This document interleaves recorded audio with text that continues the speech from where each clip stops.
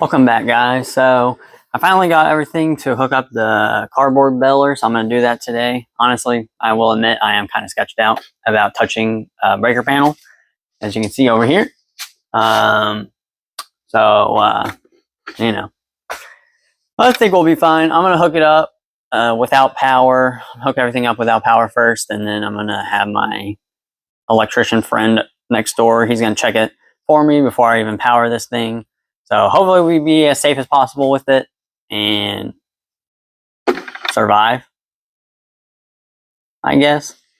But so I'm gonna start hooking this up. I'm gonna actually put hook the leads up to this first, and then we have to find a mounting point over here somewhere because for some reason they are exposed, and I don't want any exposed 220 volt power out of here. So I'm gonna find a good spot to tuck it away so I don't accidentally touch it when it's powered and live. Now, I want to preface this by saying this is not a how-to video, so do not follow anything that I'm doing at all. Because, I'm not an electrician or anything. But I did buy a dryer cord. Reason why is because it has 3 leads on it. I only need 2 of them.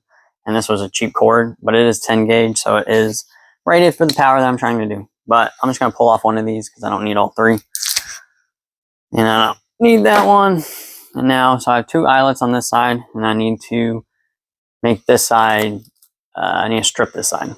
So I'm just going to pull back each one a little bit, not too crazy. And I'm going to get my wire strippers, and boom, I got some wires. So they're going to go inside of this breaker, because the breaker is going to go into that. So I need to feed, oh, it's okay. So I'm just going to unscrew the breaker parts in here. Alright, so now I just trimmed up the 2 things. I'll put them in here. And then you just tighten them down. And then they won't come out.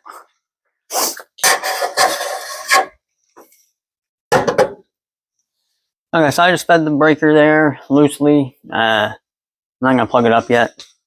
And it's very important to keep it in the off position, because if you plug it in, then these 2 leads will be live. So, like I said, it's on the off position. I'm just going to leave it there for now.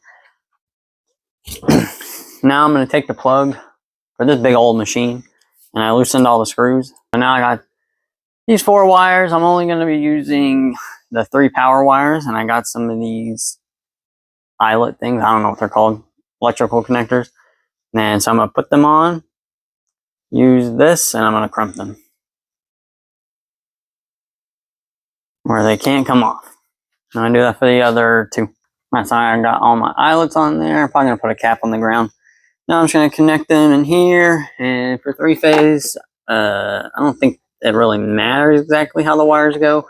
But I do have a control panel, so I have to do something. I'm going to ask him. I have to do something where I hook it up so that it keeps constant power to the power panel until I click the button, and then it'll push all the power to the hydraulics. I don't know. Now I got all the leads connected, and then I put this thing here temporarily, so hopefully someone stays on. Alright, so I don't know if you can see it, but I mounted it up here so that A, it's out of the way, B, so I don't actually touch it, and C, so it don't fall off. So it's up there, it's bolted to it, so it should be fine. I'll probably build a box for that thing just because I really don't want it exposed, but right now it's okay. So that's how it's going to be. So now I got to hook up these 2 wires over here to the top of it and then plug the breaker in and see if it works. Alright, so I just hooked up the 2 wires. Now I got to plug in the breaker, which is the sketchy part. I don't know if I did it right. I think I did it right, but I don't know if it's going to power the switches. So it might not even let me push the switch because the switches need to have power already. Something to do with that. It has to have power already, so when I push the switch, it will fire and put all the power into the hydraulics. But I'm going to connect the switch and hope for the best. The switch is in the off position. Alright, the switch is connected. And now I just gotta switch it. I'm nervous. I'm nervous. I'm nervous. Oh God. Okay. There's a red light. I guess that means power. So it's on the off. I'm gonna put it to the on. I'm gonna put it to hand maybe. And click a button. Oh! It might be working. Uh-huh.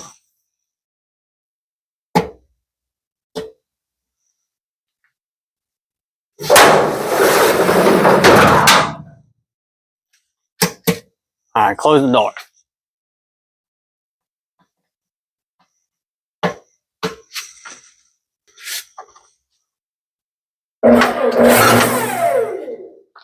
For some reason, it's lower. I don't know.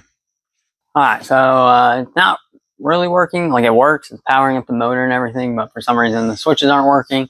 I'm pretty sure I have to get power from that into the switch first, and then it should work. But I'm gonna ask my neighbor because he knows way more about this stuff than me, and I'm pretty sure I just have one of the wires switched. I'm not sure which one. So say better to ask than waste my time on this because I already spent an hour doing it. But now I'm going to pack some orders. I think I have a lot of orders to pack. I have 93 orders to pack for $2,431. You can see that. So I'm probably gonna be here for like 3 or 4 hours picking and packing those orders. So hopefully it's not too many hard things. Please don't be too many hard things. But yeah, so I'm gonna start doing that real quick and I'll show you guys some of the stuff that's sold. Alright guys, so I just finished pulling all the orders. It took me like an hour and 8 minutes to do it. It was a lot. I also pulled some new orders, so it's actually more than that. I think it's 98 orders total right now. I don't know the total of it, but I don't really care. I don't feel like getting it. But they're all on this table. And if you can see these packages right here, these are actually stuff that I did on Saturday. I did it so late that I couldn't take them to the post office, but man. Yeah, I'm tired just from pulling all these orders. But at least a lot of them, they look like they're poly bags. They're pretty easy to pack. So honestly, it should not take me too long. If I had to guess, it's probably like $2,600, $2,700 worth of inventory. But yeah, so I'm gonna start packing all this stuff real quick. So these are all the packages, all like 100 almost of them, but they all seem relatively easy. I put the hardest ones back here.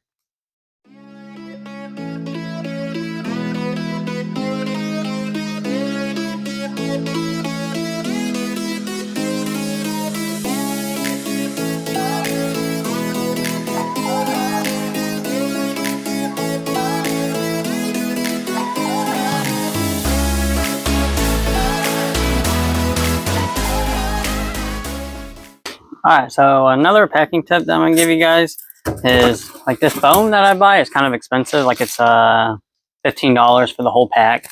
But pretty much it for one product, it takes about one sheet. So it's about $2.50 per sheet. So when you use it, it costs $2.50 to pack one item because when you pack it like I do, you put a lot of like volume around it, a lot of surface area.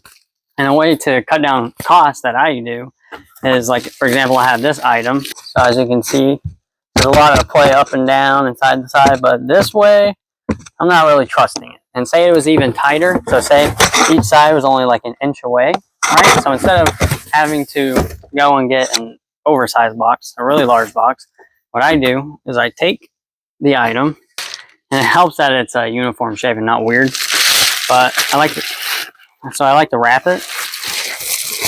Alright guys, so my mic died here, but pretty much what you want to do is you're going to tape up the bubbles.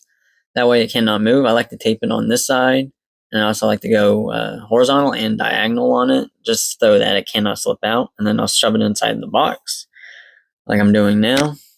And then I'll take the two pieces of foam, and I'm going to put them on each side, one on the left, and you're going to push it down. And then the one on the right is like a little bit harder, so you're going to have to kind of force it depending on how tight it is. So, you see me forcing it down. And now, as you can see, it's on both sides, so that if something hits on that side or the other side, it's fine. And now you're just going to tape up the box. And this is the aftermath after packing all the orders. I finished packing all the orders. There's a lot. So I'm going to start putting all the labels on, but I'm going to show you how crazy it looks in here right now. I got packages on the ground, I got packages on the table, more on the table, more. There's more on the ground. There's a bunch on the ground, and then you go and there's an entire like 30 feet this way of just packages. So I packed a lot of packages and I'm very tired. So it's day 2. I'm trying to put multiple days in one video because I don't have enough content that I'm filming to make these videos a little bit longer. So today I'm not messing with that. I don't feel like messing with it. It has a curse or something, I don't know, but I'll figure it out another time. But today we are at 68 cells for a total of $1,512, which is kind of insane. So I'm gonna go and pull all the orders real quick and I'll show you guys what they look like. So these are all the orders on the table. It's a lot. It's not as much as yesterday, but yesterday was like 36 hours of orders. Today's only 24 hours of orders. I'm just gonna show you a few items because I feel like a lot of people try to focus on like video games and, you know, just categories that are harder to find out in the world. And I like to sell like everyday items. So this is just a surge protector for a wall outlet. I don't know how much it sold for. I think like $12.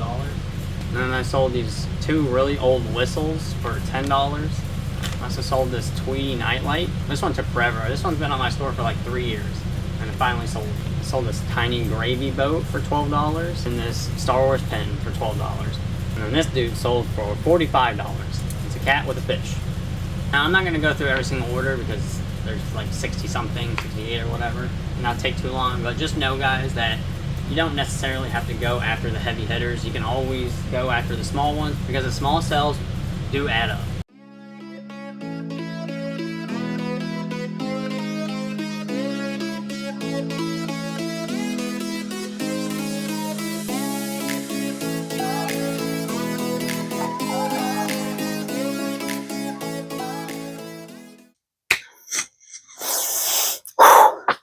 Alright guys, so I just finished packing all of the things. I put the labels on already. I stopped the recording just because I didn't want my phone to die again, like yesterday. But so I put all the labels on here. I did have 2 damaged items, which I do want to talk to you guys about because I feel like it's kind of important. It's kind of a commercial topic, I guess, of how to handle damaged items. So first of all, this one is just a soap dish, but for some reason there's like a crack on it. I'm not sure why. And then this Halloween costume right here, it looks fine, but I noticed there were some black specks inside of the bag here. I thought that was kind of weird, so I opened it up, and if you look, when you rub your finger on it, it starts to pill. So if you ever get anything that's fake leather or even real leather, make sure you guys like scratch it, just because it will flake off. Now to the more, the topic about how to handle it. So eBay gives you 3 reasons that you can cancel an order, and one of them is out of stock and damaged. I really do not recommend you guys putting that one because it does mess with your metrics on your account and it makes you look bad. And also when you put that, it sends a signal to the buyer that you probably aren't that good of a seller, especially if you don't explain it. So my rule of thumb is if I encounter something damaged, I like to take photographs of it. For example, like this, I'm gonna message the buyer and I'll be like, hey, I'm sorry, but when I was packing your order, I noticed that there's this hairline crack here. Do you still want it, or would you like me to cancel the order and fully refund you? And then I will attach the images and then I'll send it to them, right? Because sometimes the buyer will still want it. They don't care if there's like a small chip on it or if there's something wrong with it. So they'll still want it. And most of the time they'll message you back and be like, hey, oh yeah, I still want it, just ship it. Some of them will want a discount, like a couple dollars off because it is damaged. And then the other people will say, it's fine, just cancel it and give me a refund. And that way the buyer's happy. They're not, totally bummed out. And it, allows you to have the message that's saying that the buyer wants to cancel. So you can cancel by selecting buyer wants to cancel. Now with eBay's new terms, they say that you have to, if it's damaged, you have to do, the damage out. You have to say it's out of stock or damaged, which in my books, if somebody buys this and it has the damage on it already, technically they bought it with the damage. So why would I not just ship it? The only thing is I'd have to pay return shipping, but I already offer free return, so it's not that big of a deal for me. But like I said, I'd rather just reach out to the buyer, let them know, and 99.9% of the time they'll respond within, a couple hours. But I've never gotten a neutral feedback or a negative feedback for it, and eBay has never dinged my account for it, just because, I think it's the safest and best thing that you guys can do if you do have damaged items. But I'm going to go drop these off at USPS real quick, and then I'm going to go home and probably eat dinner. So I'll catch you guys later.